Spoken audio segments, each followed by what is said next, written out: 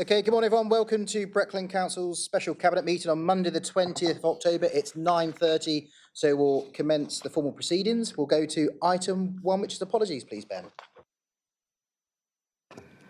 Thank you, Chairman. We have received apologies from Councillor Bill Borrett. Great stuff, thank you. Item 2, any urgent business? I've not been made aware of any. Item 2, any members have any declarations of interest? Please make us aware at the relevant item for item 5. Non-members wishing to address the meeting, Councillor Bambridge, you are most welcome at any point in today's proceedings. We'll move straight to item 5, which is the Regulation 18 draft local plan for consultation. For verbatim, I will read out an update of where we are for the proceedings, and then I'm delighted to then present and ask Mark Kiddle-Morris, the Executive Support Member, to then give a further update, and then we've got technical questions, if there are any, from our planning policy team and our head of policy and our head of planning. So, colleagues, the local plan guides how communities and places across the district will develop over a 15-year period.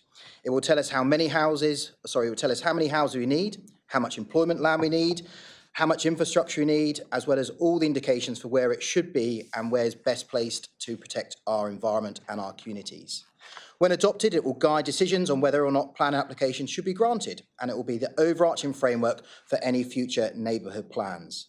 It will also inform the investment plans for government and others, including where to provide that key infrastructure, most important as we begin to look forward to devolution. It is important to note that the local plan is a statutory requirement, and the government has made it clear that all local authorities across the country must have an up-to-date local plan, and it must be pro-growth. Failure to do so will lead direct intervention by government, who will write the local plan and policies for us. If we do not prepare a plan, then it leaves us open to unplanned development, often referred to as speculative development. This means we would lose control locally where development happens in our communities, when it happens, and we could end up with even more houses than we planned in locations which we, but more importantly our communities, haven't helped shape. It is critically important for Breckland to have an adopted local plan in place prior to any final arrangements for the future of local government reorganisation. This will ensure that both areas of growth and protection have been determined locally by our communities and us as Breckland Council. This draft plan has been prepared in a very short amount of time, and I'd like to give special thanks to Gemma and all of her team, and to Mark Kiddle-Morris and the local plan working group and members, and also parish councils, for the thorough work in preparing this and where we are today. So, turning to the plan itself, the plan comprises of 13 chapters and appendices. The current draft plan is over 100,000 words and over 475 pages of planning policies, supporting text and site allocations. The local plan sets out the strategy, the vision and the planning framework for the future development across Breckland. It reflects the Council's other plans and strategies to ensure that we are supporting the planning framework itself. It sets out our spatial vision, our strategy for the district and clear economic, social and environmental objectives, and importantly, establishes the requirement and processes around site-specific allocations for growth and the development in the district from 2024 to 2042. This 18-year timeframe enables this council to shape and guide development across the district. The development strategy for the draft plan sets out the settlement hierarchy that reflects the cabinet decision we made back on the 14th of July of this year. The settlement hierarchy includes the following tiers: market towns, key service parishes, primary parishes, secondary parishes and tertiary parishes and other parishes, a change from where we were previously. The draft plan identifies 3 strategic development areas, each which could accommodate approximately 2,000 dwellings, each together with the supporting employment opportunities, education, health and other necessary infrastructure. These are at East Tuddenham, Barker's Farm and Rowden and Larlim. Significant new development is also planned for Swaffham, Watton and Thetford, with more limited development at Dereham and Attleborough. The plan also identifies Robertson Barracks as being suitable for some development as we move forward, but the wider highways issues being resolved to a satisfactory manner. The draft plan allocates sites in a number of villages across the district based on those parish hierarchies. Approximately 6% of new housing developments is directed at 3 key service parishes of Harlem, Mattershall and Necton, and a further 7% of new housing developments directed to 8 primary parishes, 5% to 14 secondary parishes and about 2% to the 9 tertiary parishes. The plan also allows some very limited development with in particular focus on housing to meet those local needs in 61 smaller parishes across the district to ensure that they are moving forward and don't become stagnant. We need growth across all of our communities, but in a planned and managed way. The plan also proposes a more flexible approach towards development in the wider rural areas that removes settlement boundaries in favour of a more responsive approach towards identifying suites that are suitable for new development. This will allow the council to better react to changing needs and address those concerns for where we've previously had to cram in new growth into those villages. This will allow us to look at land in a more holistic way, resulting in better planning and better development across those areas. Another key area that the plan seeks to address is the delivery of affordable housing. As well as housing for the elderly and those with specialist needs, we're looking at requiring 25% of all new housing on major sites to be affordable. This plan also proposes an innovative approach to seek an increase in delivery. The draft plan proposes a less restrictive approach where possible new market housing will be available to immediately adjacent to built form of a settlement area for proposals for affordable housing. This will allow us to have well related to that settlement in our mindset. The draft plan also includes a policy that seeks to protect and prioritise the delivery of affordable housing where a proposal is subject to its viability testing, a big change in our behaviour. The plan identifies some 148 hectares of land for future development as we move forward. This is centred on the future development at Snetterton and the services along the A11 Tech Corridor and other sites identified in Dereham and Swaffham. As is the case in all local plans, this plan sets out a suite of policies to help guide the proposals and to protect our local environment. The requirement for high quality design is central to everything we're doing, including the importance relating to separate identities and individual settlements of other important distinctive areas across our fantastic district, protecting, improving and enhancing our built and natural environments, and where possible, a reduction in all emissions in other forms of pollution, including light and noise, and ensure that we're improving air and water quality. The draft plan also includes a policy on intensive farming, which states that proposals must consider important issues, including the impact on residential amenity, noise, odour and light pollution, landscape and visual impacts and biodiversity as we move forward. The plan also includes an agri-tech development and community growth strategy, which seeks to protect existing community food growth and food growth spaces, such as allotment gardens, where there is a demonstrated need, as well as supporting the provision of new community food growing spaces in or near existing housing estates, and encouraging that temporary use of vacant sites and land and way to development for food growing spaces. So, moving forward, the timetable is as follows. If the draft plan is approved by colleagues today, in line with the recommendations, then public consultation will start on the whole of the draft local plan on the 31st of October to December 2025. We will then process all those responses, make any relevant changes to the plan, followed by further public consultation, which will take place between January and September 2026, with the final plan being submitted for examination in December 2026. So the recommendations, colleagues, are as follows: that 1, we approve the draft local plan regulating 18 set out in Appendix 1 of this report. 2, that we agree the draft plan, including Appendix 1, is published for consultation for a period of at least 6 weeks. And 3, that grants delegation authority to the Director of Planning and Building Control in consultation with the Leader of the Council to make any necessary changes or other material changes at Appendix 1 prior to publication for consultation. And I will now pass over to Mark. Yes, thank you, Chairman. Good morning, everybody. You may recall, actually, that we've been here before. This is the second Reg 18 that we've had since middle of last year. We've then got a curveball from the government with an increase in the housing numbers and a new national planning policy framework, which was in place in December last year. We took the almost instant decision then to pause where we were with the current, with the then update of the local plan, to go back and have another look at it, which is another call for sites, which we took earlier this year. And we've undertaken, I think, probably the most effective and and complete consultation with our parishes and with our members and with developers over the last few months to come up with what's in front of you today in the Regulation 18 consultation, which is going out on, as the chairman says, on the 31st. I've got not much more to say, but except, Chairman, I would like to make a recommendation, or ask you to make a recommendation to your colleagues to actually make a modification to the document as it is at the moment.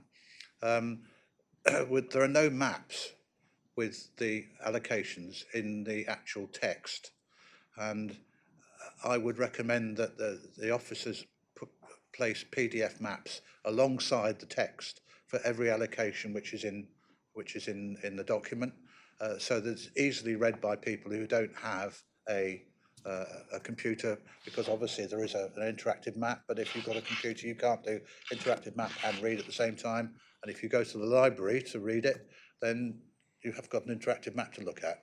So a slight modification. I think the officers are on board with that. They've actually asked for that themselves. So that would be a recommendation to your colleagues, please, Chairman. Plus the fact that there's a slight modification to one of the paragraphs in Chapter 12, which I've talked to the Planning Policy Manager about. Thank you, Chairman.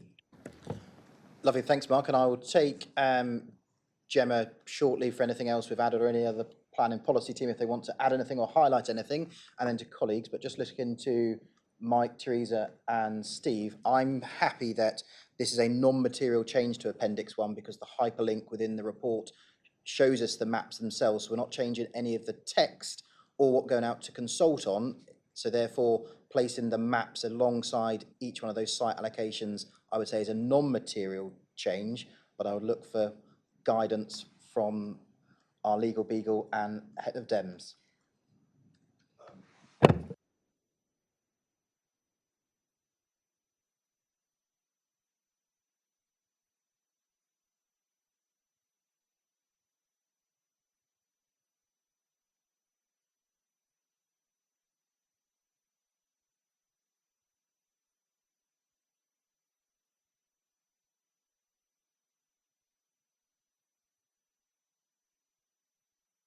I can do that myself, if that's any help. I agree with your synopsis of that, Chairman, but just to point out, of course, the recommendation hasn't been seconded yet. Super, thank you very much. Gemma, anything else to add? No, Mr. Chairman, nothing else to add other than I think the maps is a great suggestion from Mark.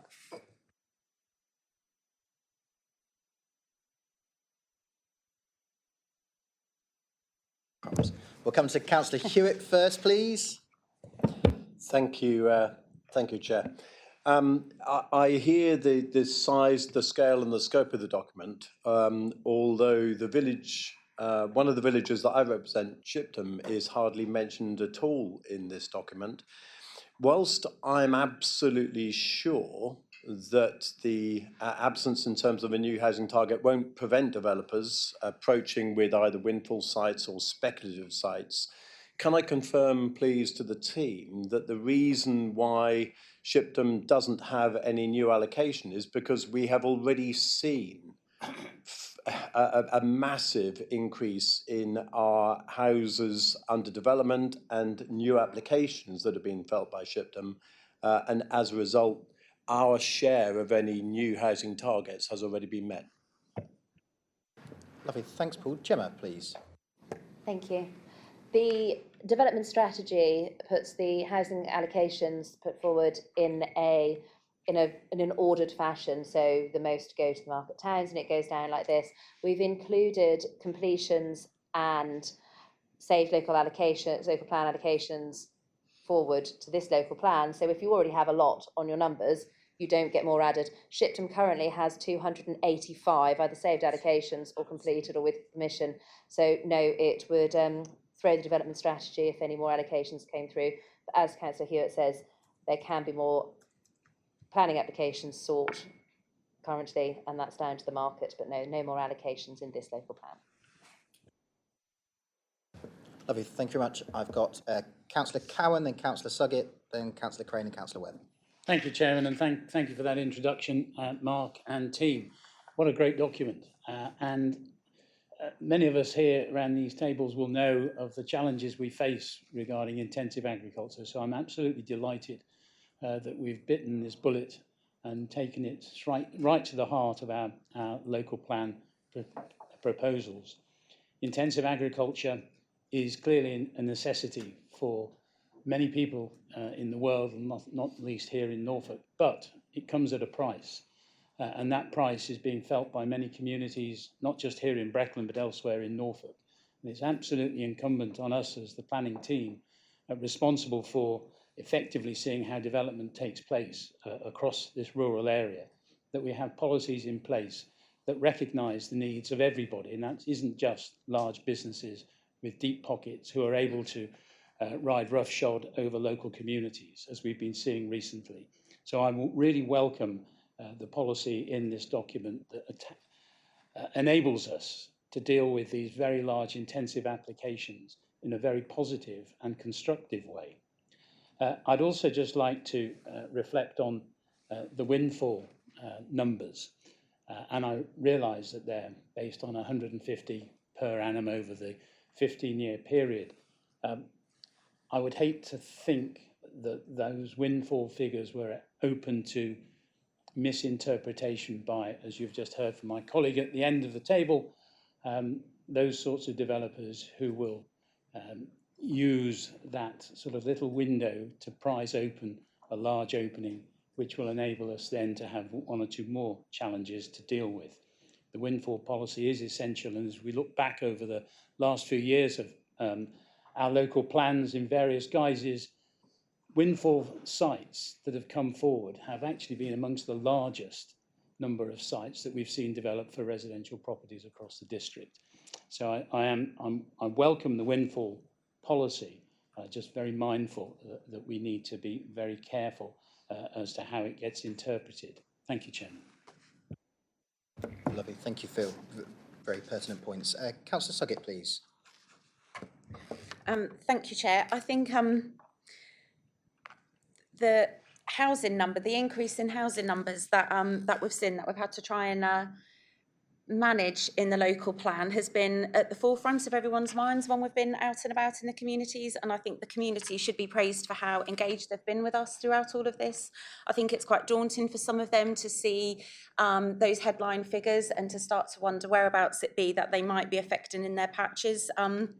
But I think hats off to them for stepping up, for turning up, for engaging, for helping us to try and shape this. Like you've said before, we've had these numbers imposed on us and we don't want to be just imposing them on our communities.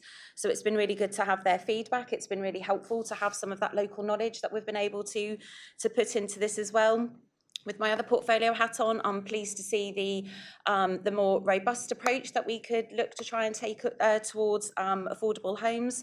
And I think some of the policies that we've got in the local plan now help us to reflect some of those changes in sectors, in national policies, and does help us to allow to make sure that we get some of the right homes in the right places, albeit we still do have some large targets to meet.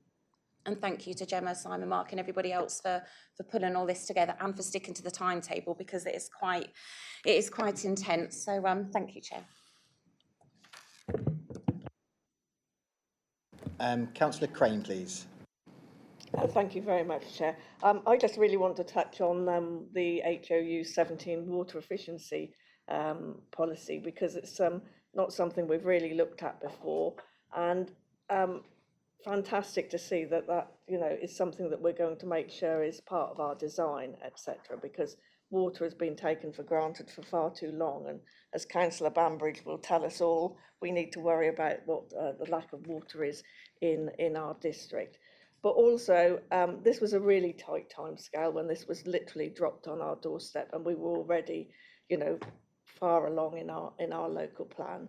The team over there, all of you, the front of the benches at the back there, you've done a fantastic job. And there was the naysayers that thought that could not happen in certain villages and that. But, I'm really, really proud and pleased that you've managed to pull this off. And it's a fantastic document. Thank you very much. Yeah. Thank you. Councillor Webb, and then Councillor Clausen, and then Councillor Hewitt, please. Thank you, Chairman. Yes, I too would like to express my thanks for the team. What an amazing job you've done in the time. And the fact is that you have actually consulted. You've consulted with so many people.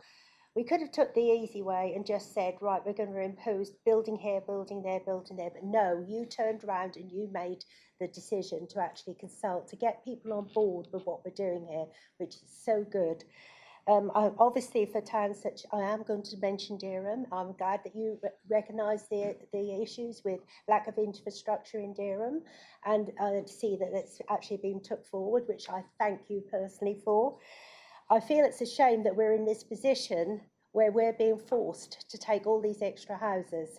It is a decision that government's made. I think personally it's an unrealistic decision. And I think that, you know, at the end of the day, I was listening to a programme this morning and they were talking about how they're going to fail on their targets. We'll wait and see on that one, but I feel it was unrealistic. But I think you as a team have handled it in the best way that you could do for Breckland. I thank you very much. Lovely, thanks Alison. Paul? Thank you, Chairman. I think considering all of the pressures that you guys have had to face, this is an incredible achievement that you got us to where we are today. And for me, this is the best planning document we've had since I've been at this council by a long way. And it's no means it's part of this. We're in this together since we've had the new numbers forced upon us. And as you've said, Alison, working very closely with the community as well. I think that shows throughout it. This will be a living document. It's out to consultation, and Gordon will correct me, but on the water business, the one thing there that I've always felt is that there's a huge amount of water underneath Breckland in one of the largest chalk aquifers in Europe. But we don't get it, just like we don't get the infrastructure. And so I think we could use this document to lobby for placemaking and all the rest of it. So our water goes to Cambridge and everywhere else, but we have a shortage. So make it a living document. Congratulations to everybody. Well done to everybody, and you, Chairman, for the way that you've got this to this stage. And I think it's a great document. Thank you. Lovely, thanks Paul. Paul Hewitt, please. Thank you, Sam. Just further to my question earlier on, I also absolutely welcome this document. In the context of a stated government aspiration to build, baby, build, I think this is a very pragmatic approach to what is a near impossible challenge in a crazily tight deadline. I think the term curveball doesn't really do this justice. A central government imposed target into a rural area that's facing challenges already in terms of biodiversity net gain, nutrient neutrality, battlegrounds, large-scale development, and a limited infrastructure that we've already talked about. I'm sure that as a pragmatic, sensible, ambitious document moving forward, this document will not delight everybody. But I welcome the ambition to enhance our built natural environment. I absolutely welcome the aspiration to protect our communities from the unacceptable harm of any new development.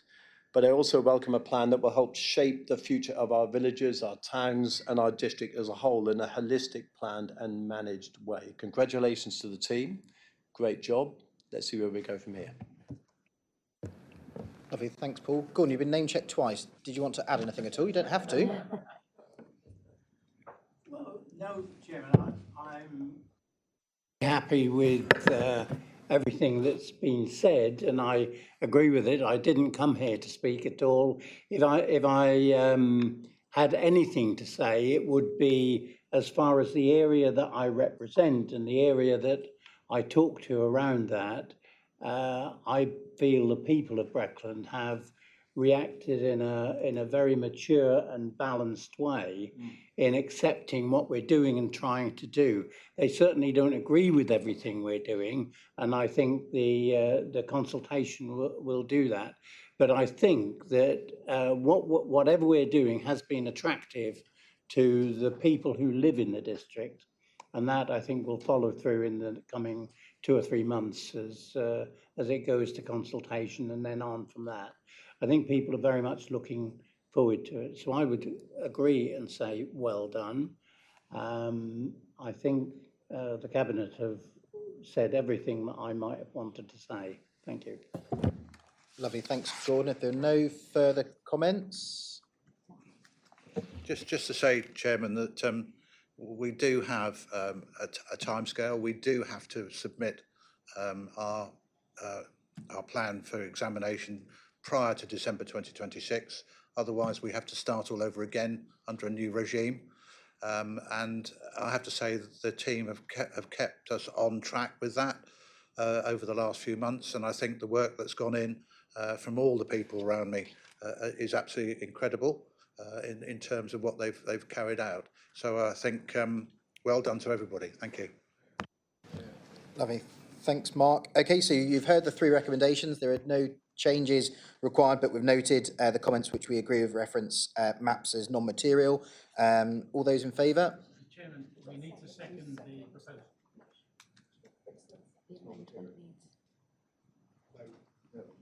No. Second the amendments. There are two amendments that Mark made as a proposal. Someone needs to second those. What were the amendment? I thought we discarded them because we're taking them as non-material. What was the amendment, Mark? Insert maps into chapter 12 where the site allocations are detailed, and also to make a slight amendment to paragraph 12 Roman 3 to exclude the fact that, or to include the fact that the interactive map is still available, although the maps are still below. So there will be an amendment for that, which the planning policy team will come up with, but insert maps into there. Okay, I thought that was taken as non-material because we're not changing, so I don't need to move the amendment. It is non-material. But even though it's done under delegation as point 3, that it's delegated to the Director of Planning. Well, that you can do it. You can do it subsequently, or you might as well do it now. Fine. Since I see your reasoning. Have you got the bit of text, Mark? Have you got the bit of text I have to read? Can you just not say that you agree with what you... I agree with the amendment as proposed by the Executive Support Member. Do you second it? All those in favour of the amendment? Thank you. So we've got those. Now we'll take them as block. All those in favour? Thank you very much. Prefer to know that in advance, but good. That will move on to item 6, which is the date of the next Cabinet meeting will be held on Monday the 10th of November 2025 here at 9:30, and I formally close the meeting. Thank you very much.